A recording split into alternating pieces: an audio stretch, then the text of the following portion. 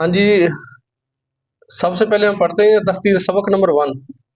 سبق نمبر 1 پہ ہم نے یہ موٹے موٹے لفظ پڑھتے ہیں جو مشکل ہے تھوڑے سے نا، جس کا مخارج ہم خود نکالتے ہیں، باقیوں کا تقریباً درستگی کی ضرورت ہے۔ اس پہ ہم دیکھیں، سا کا مخرج کا پتہ ہے جی، سا کیسے ادا کرنا ہے؟ کچھ جھٹکے طریقے سے ہی، یعنی زبان کو دونوں دانتوں سے، اوپر والے دانت اور نیچے والے دانتوں کی نوک زبان کی تھوڑی سی باہر آئے، جیسے سا پڑھے سارے، سا سا زال، زال کو کیسے ادا کریں گے جی؟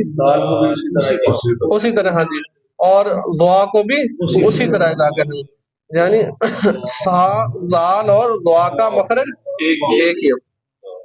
اسی طرح تھوڑا مشکل لفظ دعاد کا، دعاد کا مخرج کیا ہے جی؟ زبان کی کروٹ اور داڑوں کی جڑ، زبان کی کروٹ اور داڑوں کی جڑ، ہاں جی، اوپر والی داڑوں کی جڑ، چاہے وہ لیفٹ سائڈ پہ ہو چاہے وہ رائٹ سائڈ پہ ہو، اسی طرح ہی ہے۔ آگے حروف حلقی کتنے جی جو حلق سے ادا ہونے والے؟ ہاں جی 6 جی، کون کون سے؟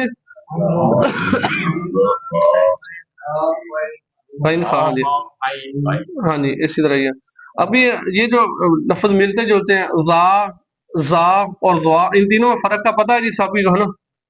پتہ ہے، ہاں جی، ٹھیک ہے جی، بس اس میں فرق ہے۔ جس طرح ایک مثال ہے، ہم نے صبح آج سورت پڑھی ہے، اذا زلزلت پڑھ دی، اذا لفظ کیا نرم ہے، اذا زلزلت الارض، دعات پہ زبان کی کروٹ لگے گی، زال پہ زال نرم ہے، اور زلزلت الارض زا سختی والا ہے، اور دوسرا بھی زا سختی والا ہے، لفظ یہ اس کا، یعنی ملتے جلتے لفظ اکٹھے بھی آ جاتے ہیں تو اس میں آپ نے ڈفرنس کرنا ہے، تبھی اس کے معنوں کا فرق ہوگا۔ اگر آپ نے ایک جیسے لفظ پڑھ دی تو اس کے معنی چینج ہو جائیں گے۔ ابھی جس طرح قاف اور کاف میں دونوں میں فرق ہے، قاف موٹا ہے 2 نقطوں والا، اور کاف کیا ہے؟ باریک ہے، اسی طرح۔ اور اسی طرح تا اور توا میں فرق ہے، تا باریک ہے اور توا موٹا ہے، اسی طرح۔ اور اس طرح سا، سین اور صاد تینوں میں فرق ہے، ہاں، سا کو نرم پڑھیں گے، سین کو باریک سیٹی کے ساتھ، اور صاد کو موٹی سیٹی، حروف سپید ہے جس کو ہم کہتے ہیں۔ اگر ہم سا کی جگہ سین پڑھ دیا، یا سین کی جگہ صاد پڑھ دیا، یا صاد کی جگہ سا پڑھ دیا، تب بھی معنی میں فرق پڑ جائے گا۔ اسی طرح دال اور دعاد میں فرق نہیں کرتے ہم، کچھ دعا پڑھتے ہیں اور کچھ دعاد پڑھتے ہیں، دعاد والے وہ دال کے ساتھ ملا دیتے ہیں، اور دعا پڑھنے والے اس کو زا کے ساتھ یا دعا کے ساتھ ملا دیتے ہیں، حالانکہ اس کا مخرج علیحدہ ہے دعاد کا۔ دعاد کا مخرج کیا ہے جی؟ زبان کی کروٹ اور داڑوں کی جڑ، اور اس کے اپوزٹ جو دال ہے اس کا مخرج ہے اوپر والے دانتوں کی جڑ، زبان آٹومیٹکلی لگتی ہے، ہاں، زبان کی نوک اوپر والے جو فرنٹ والے اوپر والے دانت ان پہ لگتی ہے، جا کے دال پڑے، دال وہ آٹومیٹکلی لگتی ہے۔ اگر ادھر سے ہی ہماری دعاد نکلتی تو اس کا یہ مخرج یہ غلط ہے، اس کا یہ مخرج غلط ہے۔ اسی طرح الف، عین اور حمزہ فرق ہے، الف کو علیحدہ سے پڑھیں گے جس طرح الف ادا کرنا ہے، اور عین کو ہم کدھر سے ادا کریں گے؟ حلق سے، ہاں جی، اور اگر حلق سے نہیں ادا کیا تو یہ حمزہ پڑھ دیں گے یا ہم الف ادا کر دیں گے۔ عین کا علیحدہ مخرج ہے، علیحدہ معنی اس کے، الف کا علیحدہ ہے اور حمزہ کا علیحدہ ہے، ہم اس طرح کرتے ہیں۔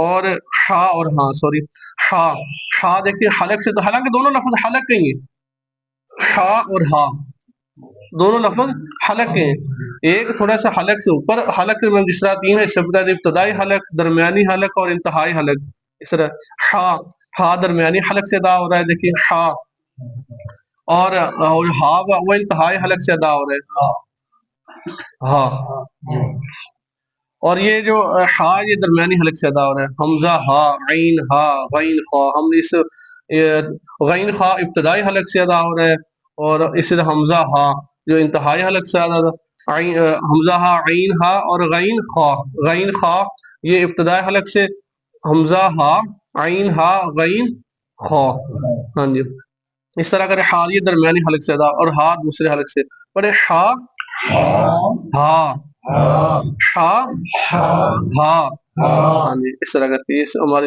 ان میں ڈفرینس لازمی کرنا ہے۔ قرآن پاک بے شک طرز لگے یا نہ لگے، باقی مخارج ادا ہوں، یعنی کہ غنہ سب کچھ ہے، سب کچھ ہم نے ادا کر، لیکن یہ بہت زیادہ امپورٹنٹ ہے، اگر یہ غلط ہو گئے تو ہمارا معنی اس میں چینج ہو جائے گا۔ کون سا؟ یہ اس کا ادا بتا دیا، تا اور تا دونوں میں، حالانکہ مخارج ایک ہی ہے، مخرج ہے، اندر سے ہی اس کو تا کو باریک پڑھنا ہے اور اندر سے اس کو موٹا پڑھنا ہے، ہونٹ نہیں گول کرنا، توا نہیں کہنا. کیا لفظ ہے؟ تا توا. ہاں جی، اس کو دونوں سے ادا کرنا ہے. چلیں جی آگے پڑھتے ہیں.